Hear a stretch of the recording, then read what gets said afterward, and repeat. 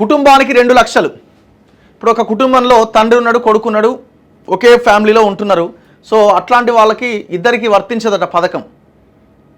ఇద్దరికి వర్తించదు. అంటే తండ్రి ఇప్పుడు ఒకవేళ తన పెళ్ళి అయితే వాళ్ళు సపరేట్గానే ఉంటే వాళ్ళది ఇంకొక ఫ్యామిలీ కింద ట్రీట్ చేస్తారేమో నేను అనుకోవడం, అది అట్లే ఉంటుంది. సో ఒక్క కుటుంబానికి 2 లక్షల రూపాయల రుణమాఫీ చేయబోతున్నారట. పంట రుణమాఫీకి ఇదే ప్రాతిపదిక. ఒక ఫ్యామిలీకి ఒక లోన్ మాత్రమే పరిగణలోకి తీసుకుంటారనమాట. సరే, మీకు ఆ కార్డు నుంచి ఎన్ని లోన్లు ఉన్నా దాన్నంతా కూడా 2 లక్షలే మాఫీ చేస్తారు. అండ్ ఇంకొకటి ఏంటంటే బంగారం పైన అప్పులకి ఈ పథకం వర్తించదట. అయితే ఇప్పుడు కొంతమంది గోల్డ్ మాత్రమే పెట్టి తీసుకునే వాళ్ళ లెక్క వేరే ఉంటుంది. పాస్బుక్ పెట్టి గోల్డ్ పెట్టే వాళ్ళు కూడా ఉంటారు కదా, మరి వాళ్ళది ఎట్లా? వాళ్ళు అడుగుతున్నారు, ఎందుకంటే గోల్డ్ లోన్స్ కూడా మాఫీ చేయాలని అడుగుతున్నారు. సీఎం రేవంత్ రెడ్డితో కలిసి ఏఐసీసీ అధ్యక్షుడు మల్లికార్జున ఖర్గేకు పుష్పగుచ్చం అందిస్తున్న ఎమ్మెల్యే కాళే యాదయ్య, చిత్రంలో సంపత్ కుమార్, దీపాదాస్ మున్షి. సరే, ఆయన పార్టీది మళ్ళీ చూద్దాం, కానీ ఇది చూడండి ఒకసారి. 3-4 రోజుల్లో మార్గదర్శకాలు. దీని తర్వాతే 4000 పెన్షన్ పైన దృష్టి. కాంగ్రెస్ టికెట్పై గెలిచిన వారికే మంత్రివర్గంలో చోటు. రుణాల రీస్ట్రక్చర్తో వడ్డీ భారం తగ్గించుకుంటాం. ఢిల్లీలో ముఖ్యమంత్రి రేవంత్ రెడ్డి. రైతు రుణమాఫీ మార్గదర్శకాలను 3-4 రోజుల్లో విడుదల చేస్తామని ముఖ్యమంత్రి రేవంత్ రెడ్డి ప్రకటించారు. ఒక్కో కుటుంబానికి గరిష్టంగా 2 లక్షల వరకు రుణమాఫీ అమలు చేస్తామన్నారు. బంగారం తాకట్టు రుణాలు దీని పరిధిలోకి రావని స్పష్టం చేశారు. అంటే గోల్డ్ తాకట్టు పెట్టి ఎవరైతే లోన్ తీసుకుంటారో అవి వర్తించవట.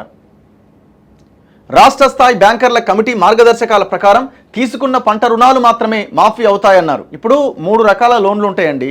క్రాప్ లోన్స్ ఉంటాయి, టర్మ్ లోన్స్ ఉంటాయి, మూడోది గోల్డ్ లోన్స్ ఉంటాయి. ఇప్పుడు ఈ క్లారిటీ రావాలంటే మనం ఇట్లా చదివితే రాదు, కానీ వీళ్ళు గైడ్ లైన్స్, ఒక జీవో ద్వారా గైడ్ లైన్స్ ఇస్తేనే క్లారిటీ వచ్చే అవకాశం అయితే కనబడుతున్నది.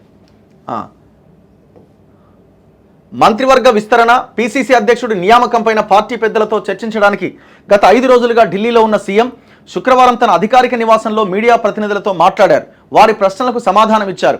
రుణమాఫీకి రేషన్ కార్డు ఆధారంగా కుటుంబ నిర్ధారణ చేస్తామని రేవంత్ రెడ్డి తెలిపారు. సో రేషన్ కార్డు ప్రామాణికంగా తీసుకుంటారట. మరి రేషన్ కార్డు లేనుల పరిస్థితి ఏంది? ఆన్సర్ చెప్పాలా? పట్టాదారు పాస్ పుస్తకాల ఆధారంగా పంట రుణాలు లెక్కిస్తాం.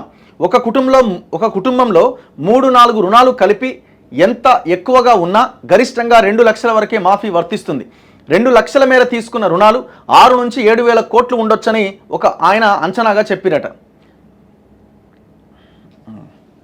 అత్యధికంగా 50,000 నుంచి 1,00,000 రూపాయల వరకు చిన్నకారు రైతులు తీసుకున్న రుణాలే ఉంటాయన్నారు. రుణమాఫీ పూర్తయిన తర్వాత పెన్షన్లు 4,000కు పెంపు పైన దృష్టి సారిస్తామన్నారు. ముఖ్యమంత్రి వెల్లడించిన అంశాలు ఆయన మాటల్లోనే. ఇవన్నీ పక్కన పెడితే ఈ రుణమాఫీకి సంబంధించింది ఒకసారి చూద్దాం. అది ఇప్పుడు ఆయన చెప్పింది అదే. ఇగో, కేంద్ర బడ్జెట్ పెట్టిన 1-2 రోజుల్లోనే రాష్ట్ర బడ్జెట్ సమావేశాలు ప్రారంభిస్తాం. గత బడ్జెట్లో చెప్పిన రాబడిలో 60% వచ్చింది. అంటే ఏదైతే రావాలనుకున్నారో పన్నుల ద్వారా ఇంకోటి ద్వారా కేవలం 60% వచ్చిందట.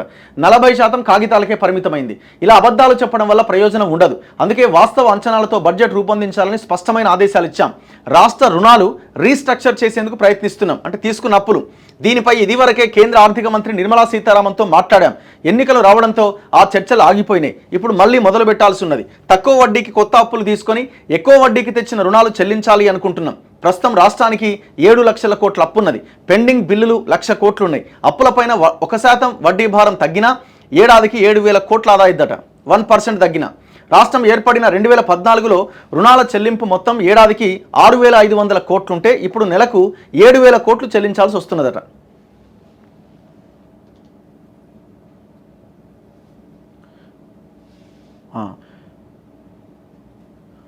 ఇట్లా చాలా అంశాల మీద ఆయన మాట్లాడడం జరిగింది. అండ్ జిల్లాలు మండలాల పునర్విభజనకు కమిషన్, జిల్లాల సంఖ్య కుదిస్తామని నేను ఎప్పుడూ చెప్పలే. ఉన్న వాటిని హేతుబద్ధీకరించేందుకు మాజీ న్యాయమూర్తి ఆధ్వర్యంలో కమిషన్ ఏర్పాటు చేస్తామని చెప్పిన. ప్రస్తుత 33 జిల్లాల్లో ఒక దాంట్లో 1 కోటి జనాభా ఉంటే మరో దాంట్లో 3 లక్షల మందే ఉన్నారు. అందుకే వీటిని హేతుబద్ధీకరించాలి.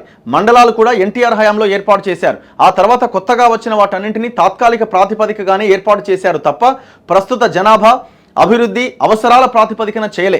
వీటిపైన బడ్జెట్ సమావేశాల్లో అందరి అభిప్రాయాలు తెలుసుకొని కమిషన్ ఏర్పాటుపైన నిర్ణయం తీసుకుంటాం.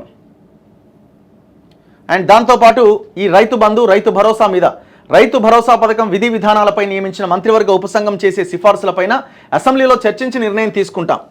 రైతు బంధు కింద కేసీఆర్ 75,000 కోట్లు ఇస్తే అందులో 25,000 కోట్లు అనర్హులకే వెళ్ళింది. వారి నుంచి రికవరీ చేయడం గురించి ఆలోచించట్లే. ధరణి లోపాలు సరిదిద్దే పని జరుగుతోంది. దాని స్థానంలో భూభారతి వస్తుంది.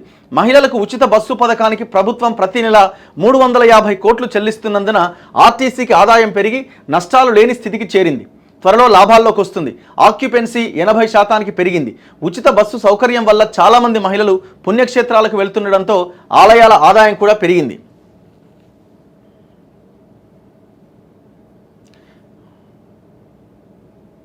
ఇక్కడ పాయింట్ ఏంటంటే ఇప్పుడు ధరణి ప్లేస్లో భూభారతి తీసుకొస్తామని ఏదో చెప్తున్నారు. ఎందుకంటే ఈ రైతు బంధు, రైతు భరోసా, ఈ ధరణి ఇవన్నీ కూడా ఒకే కోవలోకి వస్తాయి. నేను ఏమంటున్నా అంటే ఐ థింక్ నేను అనుకోవడం subject to correction 1976 or 71 something, 1971 అనుకుంటా. ఇది 1971 పాస్బుక్ యాక్ట్ అని ఒకటి ఉన్నది.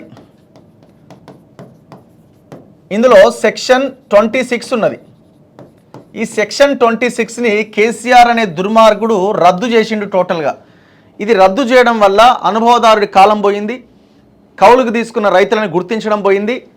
ఎవరైతే ఆ పంటని గతంలో ఎప్పటి నుంచో తరతరాల నుంచి సాగు చేస్తున్నారో వాళ్ళ భూమి వాళ్ళ కాకుండా పోయి కేసీఆర్ అనే దుర్మార్గుడు ఆక్యుపై చేసేసిండు.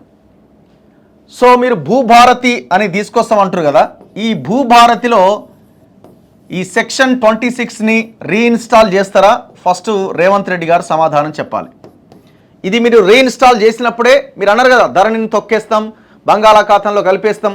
మీరు ఈ సెక్షన్ 26ని ఎప్పుడైతే రీఇన్స్టాల్ చేస్తారో అప్పుడు మీరు ధరణిని బంగాళాఖాతంలో కలిపేసినట్టు అవుతుంది.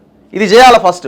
ఈ టెక్నికల్ పాయింట్ని మనం ప్రెస్ చేయకుండా, దీని గురించి మాట్లాడకుండా ధరణి ఏమైందని మాట్లాడితే ఉపయోగం లేదు. సో దీనికి గవర్నమెంట్ మన ఆన్సర్ చేయాల్సిన అవసరం. దీని మీద ఇంకా మనం డీటెయిల్డ్గా రాబోయే రోజుల్లో డిస్కస్ చేద్దాం ఈ ధరణి అంశాన్ని వచ్చినప్పుడు.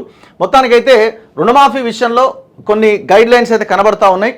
2 లక్షల రుణమాఫీ చేస్తామని ఆయన కూడా పెద్దగా గైడ్ లైన్స్ విషయంలో ఏం చెప్పలేదు. బట్ గోల్డ్ లోన్స్కి మాత్రం రాదని చెప్తున్నాం. మరి ఆ గోల్డ్ లోన్స్ అంటే ఎట్లా? కేవలం బంగారం పెట్టి లోన్స్కి రావా? లేదు ఇప్పుడు కొంతమంది పాస్బుక్ పెట్టి బంగారం పెడుతుంటారు, మరి అట్లా అదెట్లా అవుతుంది? సో ఏదేమైనా 3-4 రోజుల్లో దీనికి సంబంధించిన డీటెయిల్స్ వస్తాయని అంటున్నారు. చూద్దాం.